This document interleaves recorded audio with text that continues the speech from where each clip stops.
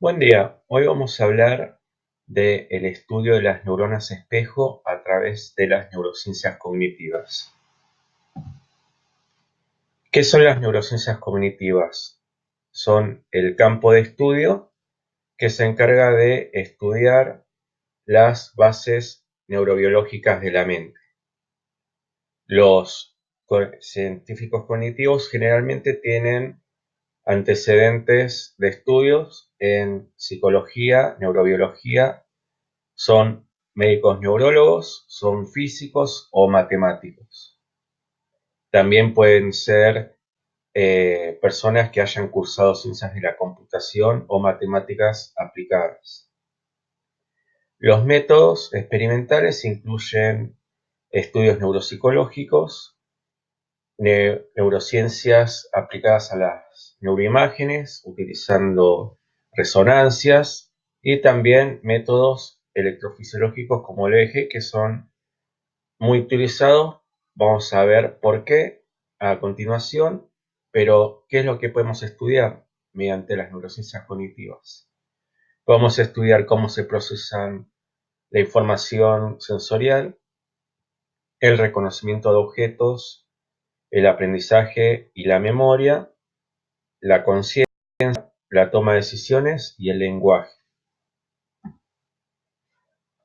Entonces, a modo de perspectiva histórica, ¿cómo es que empezó todo esto? Bueno, había algo que no era una ciencia en realidad, que se llamaba frenología, en los 1800, donde decían que a través de la forma de la cabeza uno podía llegar a determinar rasgos de la personalidad o aptitudes para distintos trabajos.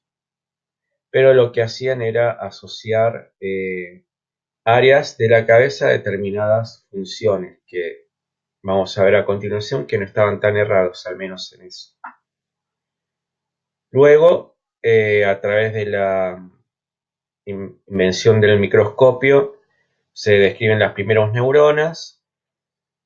También se descubren áreas específicas, por ejemplo, para el lenguaje, por el neurocientífico Broca. Se empiezan a hacer experimentos electrofisiológicos donde observan que al aplicar corrientes se mueven distintas partes del cuerpo. Se desarrolla el EEG por Berger. Se descubre el potencial de acción por Hodgkin y Huxley. Y empiezan las neurociencias cognitivas y las herramientas que se van a utilizar, como la tomografía, la resonancia funcional, técnicas de medicina nuclear como el PET, el TMS, que es la estimulación transcranial, y el volt, que es la señal que se adquiere para la resonancia funcional. Distintas técnicas van a tener distintas resoluciones espaciales y temporales, pero el EEG tiene una muy buena resolución temporal, y es por eso que se lo utiliza para las neurociencias cognitivas. Entonces, cuando uno quiere estudiar el cerebro, vamos a tener distintas estructuras con distintas funciones. Por ejemplo, la corteza cerebral, que vamos a ver a continuación, tiene muchas funciones, pero hay estructuras subcorticales, por ejemplo, los ganglios basales, que están relacionados al movimiento y a la recompensa. El tálamo, que actúa como un puente entre la información que se procesa en la corteza y en las estructuras subcorticales. El hipocampo, que tiene que ver con la memoria. La amígdala, con las emociones. El hipotálamo, que regula funciones más básicas. Van a ser las estructuras principales. Y lo que es la corteza cerebral va a tener funciones cognitivas superiores, por ejemplo, el lenguaje, la visión, la audición, las regiones somatosensoriales, el planeamiento, que va a estar en el lóbulo frontal, y la corteza motora. Entonces tenemos la visión en el lóbulo occipital. Todo lo que es el parietal va a tener que ver con la atención, y el temporal va a tener con que ver con áreas relacionadas al lenguaje. Y lo que es la corteza motora, que vamos a ver que tiene un rol especial en las neuronas espejo, vamos a tener distintas áreas de la corteza motora relacionadas a distintas partes del cuerpo. Por ejemplo, para las manos va a haber una gran porción de la corteza motora que se va a activar cuando yo voy a mover la mano. Y también va a haber otra área que es la corteza sensorial, que se va a activar cuando yo estoy tocando algo.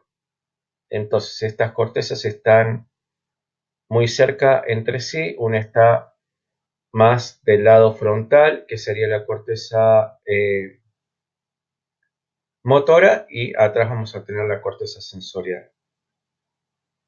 Y gran parte de estas cortezas van a estar dedicadas a la cara, a la sensación y a los movimientos.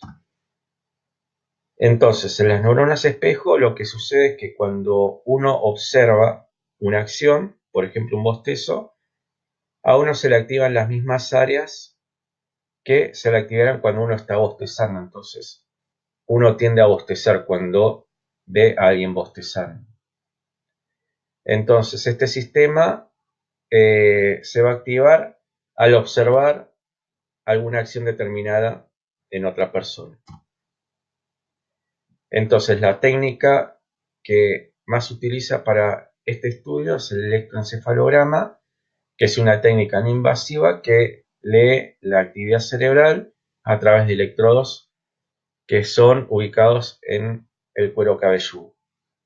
El eje mide las fluctuaciones en el voltaje de las neuronas del cerebro y las muestra como oscilaciones en un registro electroencefalográfico. A pesar de que tiene resolución espacial limitada, es suficiente para los experimentos de neurociencias cognitivas, y lo que ofrece, a diferencia de otras técnicas, es que es muy buena la resolución temporal. Entonces, ¿dónde van a estar ubicadas estas neuronas y cómo las vamos a poder evaluar en el laboratorio? Bueno, en su mayoría van a estar ubicadas en lo que es la corteza premotora, pero también pueden estar ubicadas en el giro frontal inferior, en el lóbulo parietal y en el lóbulo temporal. Dependiendo de la actividad que uno muestre a ser evaluada en un experimento, va a obtener distintas activaciones en el cerebro que uno va a poder evaluar en el eje. Entonces, bueno, les agradezco su atención. Si tienen consultas, hacen preguntas en el blog. Muchas gracias y hasta la próxima.